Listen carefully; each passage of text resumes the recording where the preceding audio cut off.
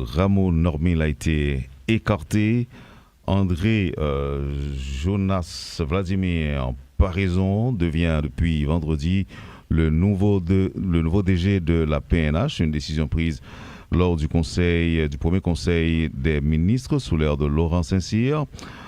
Nous allons donc arrêter les bandits et les remettre à la justice dans le respect de la loi, promet l'inspecteur général Vladimir Paraison au moment de son installation. Le nouveau chef de la PNH, en revanche, sollicite un appui solide du CPT et du gouvernement afin de permettre aux policiers de mieux accomplir leur mission sur le terrain. Avant d'écouter les propos de Vladimir Paraison en tant que nouveau chef de la police nationale, messieurs, accueillons le colonel Imler Rébu pour quelques commentaires. Oui, le colonel Imler Rébu qui fait des analyses sur les questions sécuritaires avec nous. On va lui demander, colonel, est-ce que nous cas émettre des attentes avec nouveaux changements qui gagnent dans tête la police là? Jeudi, bonjour, bienvenue sur Métropole. Bonjour à toute l'équipe de Métropole, bonjour à tous ceux-là qui nous écoutent.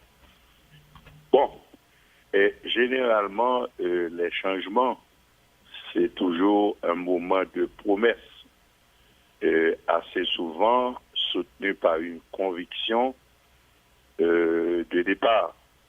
Mais à côté de tout ceci, il y a la réalité du terrain. Bien sûr qu'on connaît les capacités techniques du nouveau DG de la PNH. Mais ce n'est pas les capacités vendues à Rameau Normil qui nous a conduit à des échecs successifs. Quel qu'il soit le meilleur général que vous engagez dans une stratégie elle-même erronée, les résultats ne peuvent pas être au rendez-vous. Naturellement, nous connaissons, j'ai travaillé par 2 reprises avec M. Paraison, d'abord pour la planification de la sécurité pour l'installation du président Jovenel Moïse et une deuxième fois pour l'installation du CPT. Donc ces compétences techniques ne peuvent pas être mises en question. Maintenant, pour bien comprendre ce qui va se passer, il faudrait se référer un peu au dernier discours public, d'abord du gouverneur Fritz Alphonse, qui nous avait avoué que les opérations réelles n'avaient commencé qu'à partir du mois de novembre 2024. C'est une déclaration extrêmement importante qui nous dirait que l'infrastructure qui a été mise en place pour réfléchir à des réponses sur la question de sécurité ne s'était pas mise en branle. Deuxièmement, Fritz Alphonse, au cours de ses nombreuses dernières interventions, nous a dit qu'ils travaillent avec eux, une ou un stratège ayant fait des études. Maintenant, si les résultats de cette ou de ce stratège sont ceux que nous avons là, il faudrait revoir les dossiers. Pour une raison simple. Si on a tout ce temps-là avec le dossier de l'insécurité, avec une avancée fulgurante et toujours organisée des bandits, sans aucune action offensive décidée par le pouvoir, parce que jusqu'à présent, le gouvernement n'a jamais fait que courir après les bandits, qui posent des actions, qui déterminent des territoires et qui forcent l'État à courir, à partir à sa poursuite. Il n'y a jamais eu d'action décidée par l'État lui-même. Je parle d'action offensive ou défensive, ou mixte. Donc, s'il y avait vraiment un stratège, le CPT gagnerait à questionner la voie vers laquelle ou sur laquelle cette stratégie-là nous a conduit. Ensuite, il y a eu, parmi les déclarations de M. Jean, une sournoise campagne qui a précédé l'arrivée de Laurent Séquille. Et je dirais une campagne insidieuse et de très mauvais goût, qui pourrait avoir des conséquences très graves dans le tissu social haïtien quand il a tenté de poser le problème et de couleur au sommet de l'État. Très certainement, je vais dire tout à l'heure un mot concernant M. Laurent Saint-Cyr, mais pour la question de la sécurité, je n'ai pas de données en main me permettant d'être radical, à part les compétences connues de M. Barizon. Alors, colonel Ribu, si nous comprenons bien, et démarche en résumé, on va expliquer nous que c'est pas un problème de compétences qui était gagné avec Normil Rameau, mais c'était un problème de stratégie de l'État et de moyens. Le souci, c'est que avec le changement de Vladimir Parizon, et déjà gagné un pile changement nous qui est annoncé dans tête la police là et comme ça gain sensation que il y a une solidarité qui se fait autour de Parizon. Il y avait aussi un problème de solidarité avec Normil Rameau à ce niveau? Bon, Normil Rameau était engagé dans un concept stratégique erroné. Et Parizon court le même risque si le concept stratégique ne change pas. On a 3 forces sur le terrain. Il n'y a pas d'harmonisation. J'ai personnellement travaillé avec le gouverneur Fridjan tout au début de son apparition comme coordonnateur du CPT sur l'infrastructure institutionnelle, ce Conseil national de sécurité, qui devrait harmoniser l'action des forces sur le terrain. Rameau a été engagé dans une guerre avec des moyens inadéquats. Et c'est la plus grande bêtise que je continue à ne pas comprendre, le choix des blindés. C'est un choix perdant à 99,99%. Maintenant, pourquoi avait-on fait ce choix? Parce que dans l'acquisition du matériel de guerre, c'est l'option doctrinale et l'option stratégique qui décident du choix du matériel.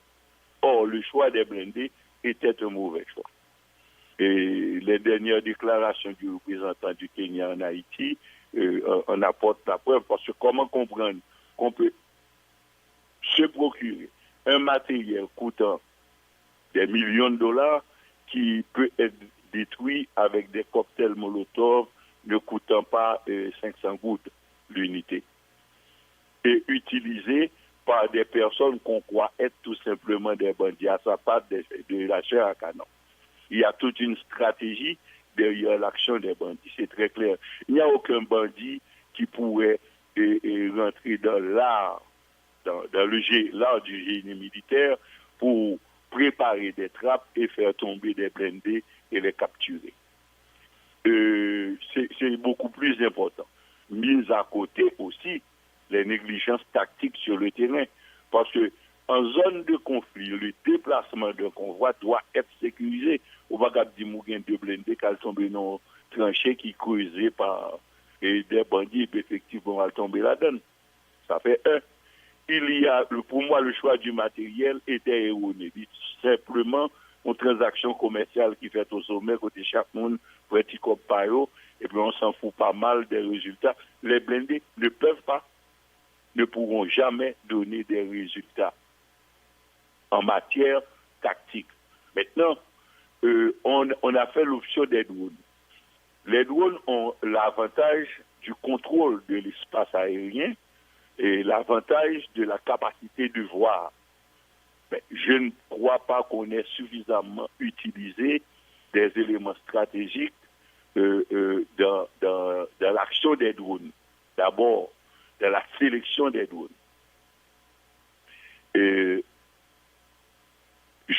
On me demanderait mon avis, j'aurais conseillé une approche totalement différente dans l'acquisition des drones. Car il y a des drones pour toutes les situations et je crois que l'option qu'on a mise en branle n'est qu'une option dévastatrice et en matière de drones, c'est la précision qui doit compter. Parce que s'il y avait un seul criminel connu qui aurait été atteint, cela ferait un effet psychologique beaucoup plus important que d'avoir 50-60 personnes qui auraient été tuées ou par contre qui mourraient. Et quand on rentre dans les décomptes, généralement on n'a pas autant d'armes que de personnes abattues. Et on est dans une mauvaise stratégie. Même quand les drones, c'est la solution. Les drones, c'est la solution. Mais les drones, c'est la solution si on l'accompagne d'actions terrestres. Alors, colonel Rebu, est-ce que jeudi, nous a dit avec ce virage que prend le CPT avec Laurent Saint-Cyr, situation t'a dû atténuer et il y a des actions qui t'a dû poser comme si pour vous on signale au niveau sécurité ou parler de stratégie à qui doit ou parler de compétences et stratégies que ou littéralement mettez en question, mais action qui t'a doit poser au là qu'on y a là pour voir un signal en attendant que bandit commence à tomber Jean Mounio vle ou là qui ça doit y. Bon, moi je ne rentre pas dans ce concept-là. C'est la Mabdou pour bon approche doctrinale sur question. Tout le monde en dans théorie, le tabac a vu des bandits à terre. Oui, cela peut se faire. Mais est-ce que cela va résoudre le problème de fond que nous avons? Moi, j'ai une approche totalement différente et une approche anti-guerrière. Je ne suis pas pour la guerre. Je ne suis pas du tout pour la guerre, car quelle que soit la guerre, même quand que vous engagez, même quand vous la gagnez, vous en sortez affaibli. Regardez l'histoire des États-Unis sur la scène mondiale, toutes les guerres qui ont été enclenchées. Regardez ce qui se passe aujourd'hui, ce qui va se passer dans l'Alaska le vendredi 15 août. Je crois qu'il y a trop d'atermoiements possibles. Je n'approcherai pas la question haïtienne sous l'angle de la guerre comme l'avait préconisé Fritz Alphonse Jean dans un budget apparent de guerre, etc.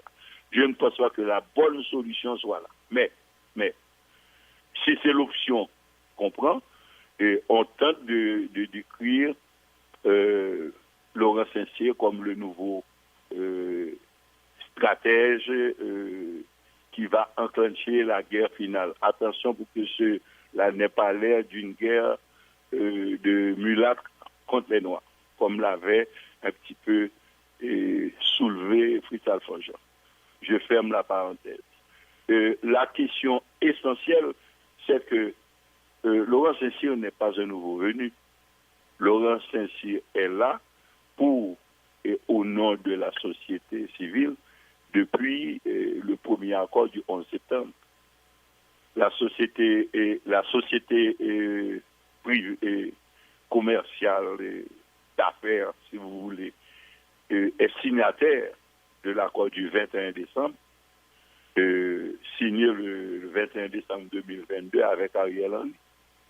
Ils ont tellement été partis de ces accords-là et ont été physiquement représentés par Laurent Saint-Cyr, et au point que Laurent Saint-Cyr, c'est le président le plus et au plus longtemps dans l'histoire contemporaine. Il a été là représentant le secteur privé à la CT de Ariel Henry, qui a été un échec, et il a repris du service au CPT pour représenter le secteur privé et depuis le 24 avril. Donc ce n'est pas un nouveau venu. Donc il est parti de toutes les contre-performances qu'on a connues jusqu'à présent. Maintenant, est-ce qu'ils ont fait un rêve libérateur pour changer les données? Parce que ce que nous vivons là, il y a les données doctrinales qui sont faussées, qui ne sont pas claires. Qui sont faussées. Ensuite, l'approche stratégique est mauvaise. Et nous avons questionné Frisian pour nous connaître stratège ça, parce que c'est stratège-là qui avait fait le plan pour l'installation du CPT le 24 avril. Je ne sais pas si c'est quelqu'un qui travaille contre la nation haïtienne pour le compte du CPT, ou bien c'est quelqu'un qui ne connaît pas son métier. Mais de toute façon, un stratège, et dans les moments présents, c'est pas une plaisante. Et est-ce que Laurent Saint-Cyr va donner une autre impulsion? Je ne sais pas, je ne peux pas juger, parce que je ne l'ai pas encore vu à l'œuvre, parce que c'est un bonhomme extrêmement subtil et secret. Et quand on est subtil et secret, il y a deux possibilités. Ou bien vous êtes dans la totale ignorance de ce qui doit se faire, ou bien vous êtes tellement convaincu de ce qui doit se faire que vous adoptez le silence des bons stratèges pour vraiment gagner la guerre. Là, il faut attendre pour voir ce qui va se passer. Et je ne peux pas donner d'avis, mais si on ne change pas les données de base, on aura forcément les mêmes résultats. Voilà, colonel Ribu, merci pour disponibilité à Métropole. Bon lundi et bonne semaine sur Métropole. Merci à vous aussi, ça a été un plaisir.